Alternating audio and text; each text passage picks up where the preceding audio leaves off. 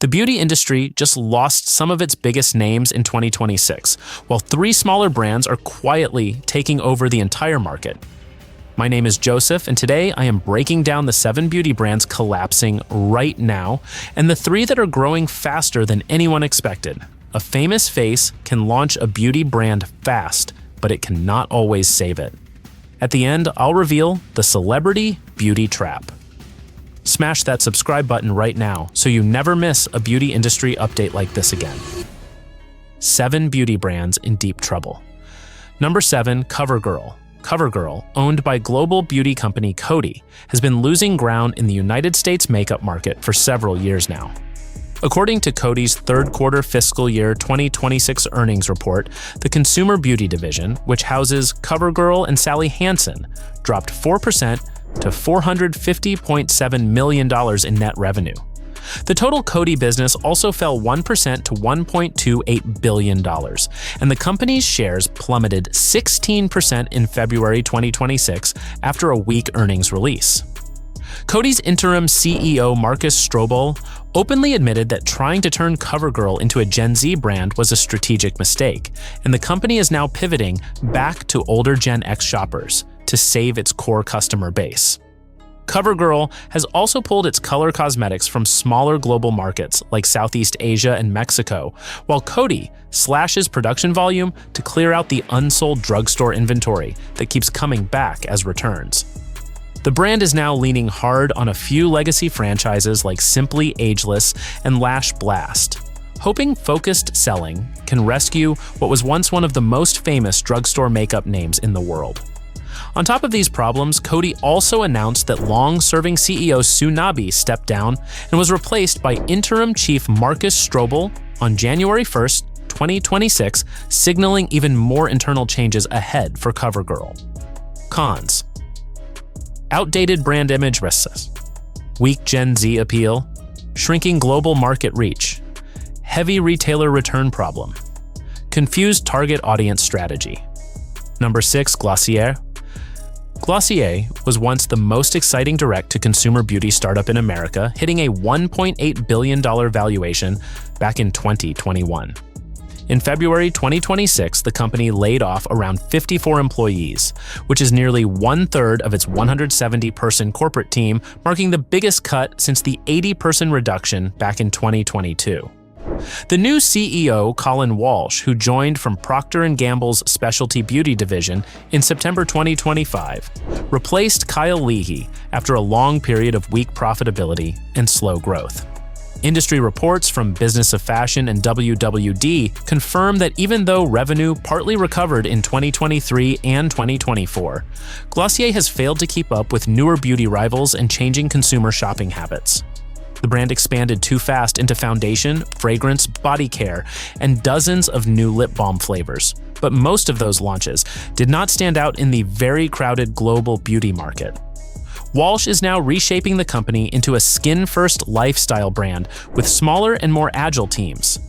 Glossier was originally founded in 2014 by Emily Weiss as a spin-off of her popular beauty blog Into the Gloss, before Weiss stepped down from the CEO role in 2022 to make way for new leadership. Cons: lost cultural relevance fast, too many failed launches, heavy job cuts repeated, weak profitability for years, outpaced by newer rivals. Which struggling beauty brand do you think will fully disappear by the end of 2026? Drop your prediction in the comments below. Number 5, Give Beauty. Give Beauty was created by music superstar Gwen Stefani in 2022 with backing from New Theory Ventures, the same firm behind Selena Gomez's Rare Beauty.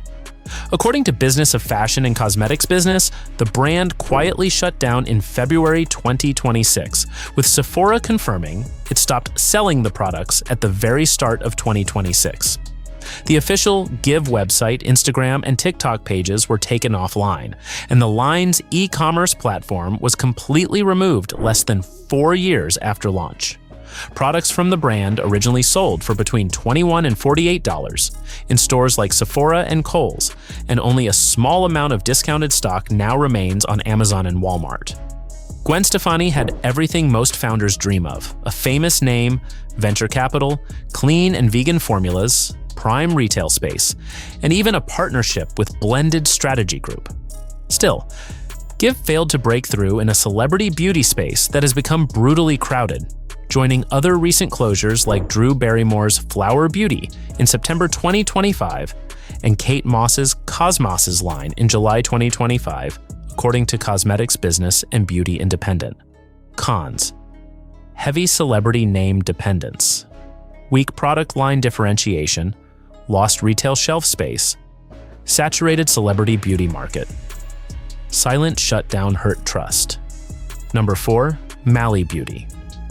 Mally Beauty was founded in 2005 by celebrity makeup artist Mally Roncal, who built her name working with stars including Beyoncé, Jennifer Lopez, and Angelina Jolie.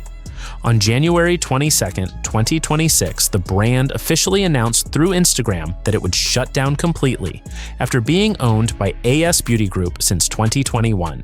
A.S. Beauty, a $500 million company founded by the original e.l.f. Cosmetics founders Alan and Joey Shama, along with Victor and Ralph Azrak, also closed CoverGirl on the very same day. According to Women's Wear Daily and Beauty Independent, both brands were shut down because their direct-to-consumer numbers, customer return rates, and average order values no longer made financial sense to keep funding.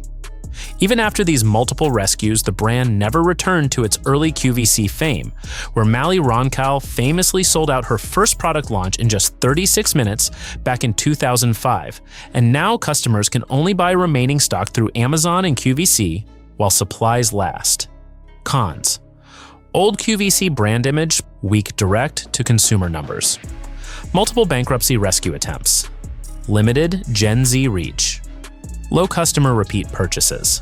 Number 3, CoverFX. CoverFX was launched in 1999 inside a Toronto skincare clinic by chemist Victor Casal, a co-founder of MAC Cosmetics, along with skin specialist Lee Graff.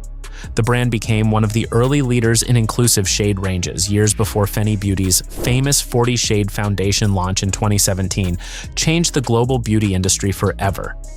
According to Women's Wear Daily, CoverFX gross sales fell from around $65 million in 2018 to roughly $20 million by 2022, when A.S. Beauty took over from private equity firm L. Catterton. On January 22, 2026, A.S. Beauty officially announced through Instagram that CoverFX was closing after more than 20 years in the market, citing rising tariffs and a shifting global beauty market.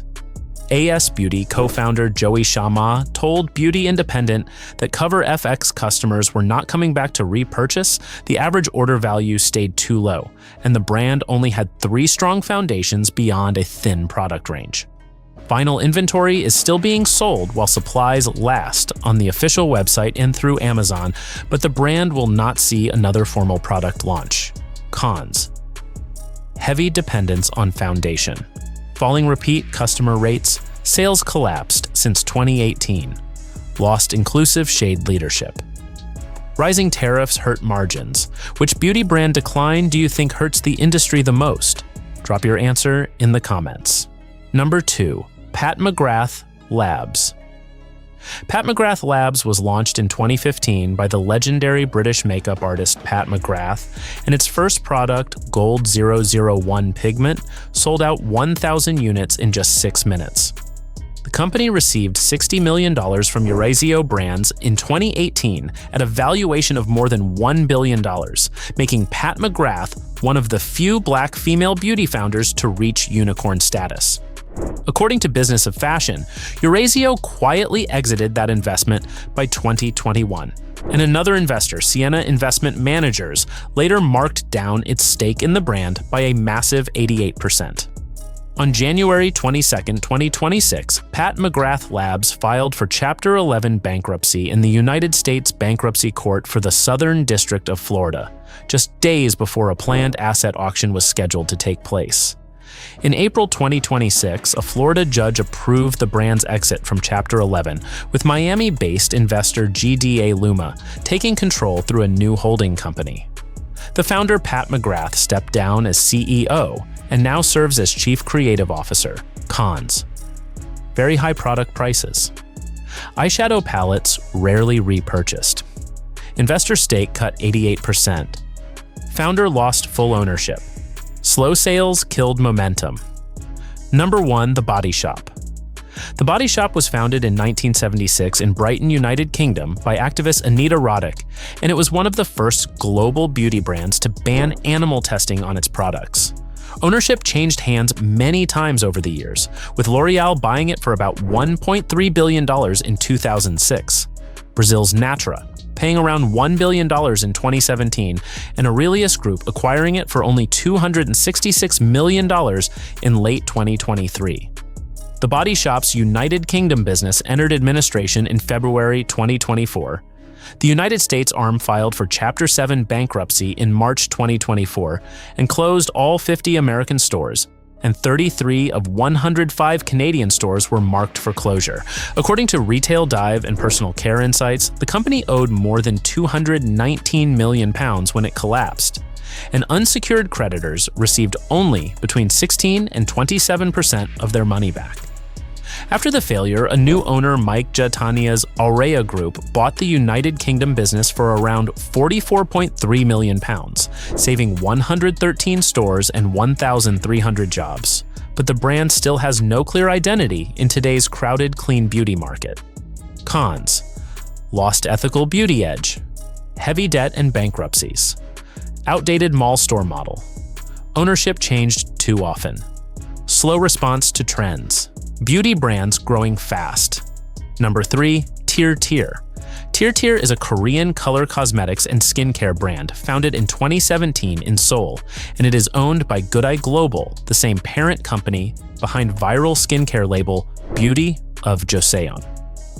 According to Business of Fashion, TIRTIR saw a massive 3,000% increase in United States sales during 2024, after its Mask Fit Red Cushion Foundation became the first Korean cushion to top Amazon's foundation category.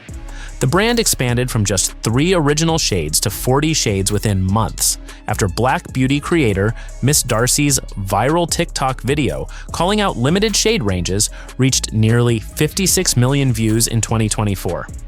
According to CNBC and Nielsen IQ, Korean beauty sales in the United States are expected to exceed $2 billion in 2025, up 37% year over year, and TIRTIR is one of the biggest winners riding that wave. Then entered the United Kingdom through Sephora and opened pop-up activations in major cities like Los Angeles and Dubai through 2025 and 2026, building a strong global brand footprint. Pros: massive 3,000% sales growth, strong 40 shade range, viral TikTok-driven success, affordable Amazon top seller, major Ulta Sephora deals. Number 2, Rhode. Rhode is the skincare and lifestyle beauty brand founded by model and entrepreneur Hailey Bieber in 2022 with co-founders Michael and Lauren Ratner. In less than 3 years and with only 10 products, the direct-to-consumer brand reached $212 million in net sales for the 12 months ending March 2025, according to e.l.f. Beauty's official acquisition release. In May 2025, e.l.f. Beauty signed a definitive agreement to buy Rhode for up to $1 billion, made up of $800 million in cash and stock, plus another $200 million based on 3-year performance targets. According to Business of Fashion and CNBC, Rhode's Sephora launch in North America became one of the biggest beauty debuts in Sephora's history, with the brand crossing $10 million in sales in only the first 2 days. e.l.f. Beauty now expects Rhode to contribute between $260 and $265 million in net sales for fiscal year 2026, far higher than the original $200 million forecast. Pros: reached billion-dollar valuation, record-breaking Sephora launch, loyal Gen Z fan base, founder-led cultural influence. Backed by e.l.f. distribution, which growing beauty brand do you actually trust enough to spend your own money on right now? Share your pick in the comments below. Number 1, e.l.f. Beauty. e.l.f. Beauty is an American beauty company based in Oakland, California that owns the brands e.l.f. Cosmetics, e.l.f. Skin, Naturium, Keys Soul Care, and now Rhode. According to the company's official Q3 fiscal year 2026 release on February 4th, 2026, e.l.f. Beauty reported a 38% jump in net sales to $489.5 million for the quarter, marking 28 straight quarters of growth. Over the past 10 years, e.l.f. has grown its sales by about 23% every single year, while the overall beauty industry has grown by only 4% per year on average over the same period. e.l.f. Beauty raised its fiscal 2026 outlook to between $1.6 billion and $1.612 billion in net sales, helped by the $128 million that Rhode contributed in the December 2025 quarter alone, plus rising international sales that now make up 20% of the total business worldwide. Pros: 28 straight growth quarters. Very affordable mass market prices. Strong TikTok marketing engine. Number 2, color cosmetics. Smart Rhode acquisition deal. The celebrity beauty trap. A famous name can make a product go viral, but it does not always mean the brand is financially strong. Pat McGrath Labs was once one of the most respected prestige makeup brands, but it filed for Chapter 11 bankruptcy in 2026 before later completing restructuring. That means viewers should not only trust hype, they should check whether the brand still has strong retailer support, fresh products, and steady customer demand. The beauty industry in 2026 is rewarding speed, value, and real community over famous faces alone. 7 giants are bleeding, while 3 smart brands keep winning. If this breakdown gave you real value, hit that subscribe button right now and turn on the bell so you never miss the next one.